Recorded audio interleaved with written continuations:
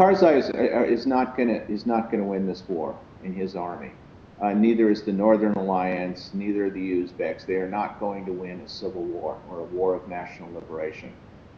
As time goes on, as these things go, KARZAI will be dependent more and more on U.S. troops. You're going to have U.S. troops surrounding the palace to the point. You know, are we going to have a situation where we're evacuating people by helicopter off the top of the U.S. Embassy? It's a different war, no. But the point is that KARZAI would fall very quickly without NATO forces. There's no doubt about it. He's just does not have the backing. And so the more troops we send in, the more dependent he will become, the more difficult he'll be able to deal with. We are going to be hanging this war on a very weak reed. KARZAI has his own political ambitions. He's using us.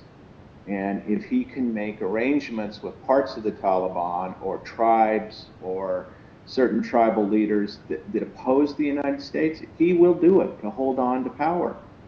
You know, in Afghanistan, Central Asia, we call this a charismatic clan, and they will ally with anybody and do anything they need to stay in power, and that's including letting parts of the clan deal in narcotics.